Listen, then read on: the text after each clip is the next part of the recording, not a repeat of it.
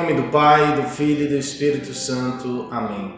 Ave Maria, cheia de graça, o Senhor é convosco. Bendita sois vós entre as mulheres e bendito é o fruto do vosso ventre, Jesus. Santa Maria, Mãe de Deus, rogai por nós, pecadores, agora e na hora de nossa morte. Amém. Olá, meu irmão, minha irmã, a graça e a paz de nosso Senhor Jesus Cristo esteja sempre contigo. Nesta quarta-feira, dia 14 de outubro, a Santa Igreja nos convida a ouvirmos e meditarmos o Evangelho escrito por São Lucas. E eu quero fazer um convite a você, se você ainda não for inscrito no nosso canal, faça a sua inscrição. Ao fim deste vídeo, deixe o seu comentário, deixe o seu like, junte-se a nós, venha fazer parte desta obra de evangelização. O Senhor esteja convosco, Ele está no meio de nós. Proclamação do Evangelho de Jesus Cristo segundo Lucas. Glória a vós, Senhor. Naquele tempo disse o Senhor: Ai de vós, fariseus, porque pagais o dízimo da hortelã, da arruda e de todas as outras ervas, mas deixais de lado a justiça e o amor de Deus. Vós deveríeis praticar isso sem deixar de lado aquilo. Ai de vós, fariseus, porque gostais do lugar de honra nas sinagogas e de serdes cumprimentados nas praças públicas. Ai de vós, porque sois como túmulos que não se veem, sobre os quais os homens andam sem saber. O mestre da lei tomou a palavra e disse: Mestre, falando assim, insulta-nos também a nós. Jesus respondeu: Ai de vós também, mestres da lei, porque colocais sobre os homens cargas insuportáveis, e vós mesmos não tocais nessas cargas, nem com um só dedo. Palavra da salvação. Glória a vós, Senhor. Caríssimo irmão, caríssima irmã, o trecho do Evangelho que nós ouvimos no dia de hoje traz o momento em que Jesus, que está à mesa na casa de um fariseu, começa a dizer os seus famosos ais. Ai de vós, fariseus, porque pagais o dízimo de todas as ervas, mas deixais de lado a justiça e o amor de Deus. Ou seja, aqueles homens, de alguma maneira, demonstravam para a sociedade, apresentavam-se naquela sociedade como pessoas boas, como pessoas honestas, corretas, mas deixavam de lado aquilo que era principal, aquilo que era fundamental, o essencial eles deixavam de lado, que é a justiça e o amor de Deus. Nos nossos dias, na nossa casa, na nossa família, na nossa vida, talvez também não seja muito difícil que isso esteja acontecendo, né? Nós podemos viver situações desta maneira, deste tipo que aqui acontecia. Como, por exemplo, o homem que paga o seu dízimo, que recolhe a sua oferta, que ajuda na sua igreja, que ajuda na sua comunidade, mas que, por exemplo, trata mal os seus empregados, não recolhe os direitos dos seus empregados, esconde o direito que eles têm a receber, não paga todos os direitos que eles têm, paga aquilo que não é de acordo com o que o mercado coloca para aqueles empregados. Pode ser também a situação daquela patroa que num determinado momento da sua vida, no seu dia a dia, ela está lá na igreja rezando, cantando, louvando, adorando o Senhor, mas que no seu comércio, na sua empresa, no dia a dia, trata mal seus empregados, suas empregadas.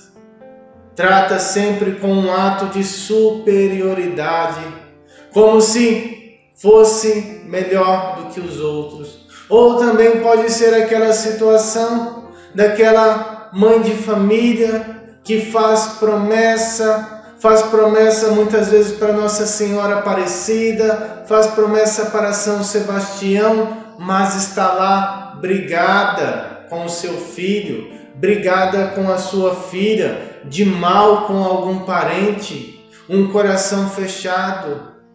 Se preocupa às vezes com tantas coisas, mas esquece-se daquilo que é mais importante, o amor de Deus, a justiça do Senhor.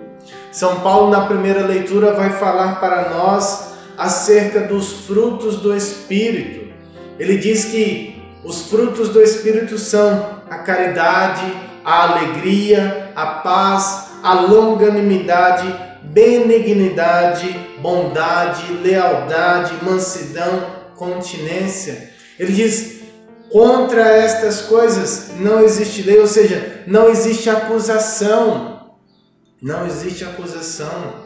A gente precisa aprender a viver estas coisas, precisa aprender a viver os frutos do Espírito, que eles podem ser resumidos, sem sombras de dúvida, nestas duas palavras, justiça e amor de Deus.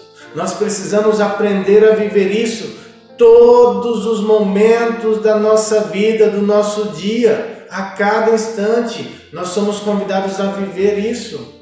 Não dá para a gente viver de uma forma correta somente quando nós pensamos que tem alguém nos vigiando. Ora, Deus vê tudo, vê todas as coisas. Deus sabe de tudo. É preciso ter isto no nosso coração. Deus conhece tudo. Jesus estava falando e dizendo àqueles homens. E daí, um daqueles homens se levanta e fala: mestre, assim o Senhor nos ofende também. Agora, como nós bem sabemos, na linguagem popular, Jesus não devia nada para ninguém. Jesus não tinha, por assim dizer, entre aspas, rabo preso com ninguém. Então ele diz: ai de vós também, mestres da lei. Depois de ter falado dos fariseus que pagavam o dízimo, mas não viviam a justiça e o amor do Senhor, ele fala dos mestres da lei. Porque colocais sobre os homens cargas insuportáveis, e vós mesmos não tocais, nem mesmo com um dedo. Ele adverte para outra realidade que talvez seja presente no nosso dia a dia. Aquela realidade de exigir da pessoa, de exigir dos outros, aquilo que nem mesmo nós fazemos, aquilo que nem mesmo nós damos conta de viver. Colocais fardos pesados, cargas insuportáveis nos ombros dos homens. Jesus falando. Mas vós não tocais isso nem mesmo com o dedo. Aqui nós podemos olhar para dentro da nossa família. Será que nós não estamos exigindo demais de alguém de nossa casa? Será que nós não estamos exigindo demais de alguém que mora conosco? Colocando naquela pessoa um fardo, uma carga que nem mesmo nós carregamos? Que nem mesmo nós temos coragem de tentar levantar?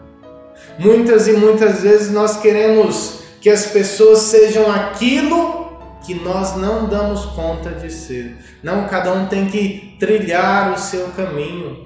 Às vezes o pai, às vezes a mãe coloca uma carga imensa nas costas do filho, querendo que o filho seja perfeito, que ele seja o melhor de todos. Claro, o pai e a mãe têm o direito, mais do que o direito, têm o dever de exigir, mas tem que olhar também para o seu filho, reconhecer se ele é capaz de suportar aquela carga. Reconhecer se ele pode ser capaz de carregar aquilo que se está colocando, depositando em cima dele. Querer que ele seja o melhor aluno da sala, ótimo, beleza, mas será que ele dá conta? Será que ele tem condições psicológicas de passar por uma decepção de não ser o melhor aluno da sala? Exigir que ele seja uma pessoa boa, nós devemos sempre cobrar disso. mas também olhar para ver se ele já não está no limite dele. Exigir que o marido seja sempre melhor, que o marido seja sempre carinhoso, que o marido seja sempre uma pessoa presente, ótimo, precisa. Mas será que a esposa está sendo da mesma forma? Será que a esposa não está sendo reativa? Ou seja, será que por conta do comportamento do esposo, que talvez não seja tão carinhoso, a esposa não está também sendo uma pessoa com falta de carinho? Não é o comportamento da outra pessoa que deve moldar o meu modo de ser, a minha forma de agir, não. São os meus valores, os meus princípios. E perceber que nem sempre aquilo que eu desejo o outro vai conseguir ser. Nem sempre aquilo que eu quero que ele seja, ele vai conseguir ser, ela também da mesma maneira. Por que a gente fica colocando uma carga nas costas das pessoas que às vezes nós não damos conta de carregar? Nós precisamos nos atentar para isso. Nós precisamos pensar se esta não é a realidade da nossa vida. Rezar, pedir a Deus, estar na igreja, muito bom, muito valoroso, importantíssimo, necessário. Mas viver a justiça, viver o amor de Deus, o amor aos irmãos, a honestidade nas relações de emprego, nas relações de trabalho, a honestidade nas relações familiares, isto também é fundamental. É aquilo que Jesus disse aos fariseus: vós deveríeis praticar isso sem deixar de lado aquilo. Ou seja, a gente deve viver uma vida de oração, uma vida dentro da igreja, ajudar a nossa comunidade, ajudar a igreja, devolver o nosso dízimo, entregar a nossa oferta, mas sem deixar de viver uma vida digna fora das paredes da igreja. Ser honesto dentro da igreja e honesto fora da igreja. Honesto dentro da igreja e honesto dentro da nossa casa. Louvado seja nosso Senhor Jesus Cristo, para sempre seja louvado.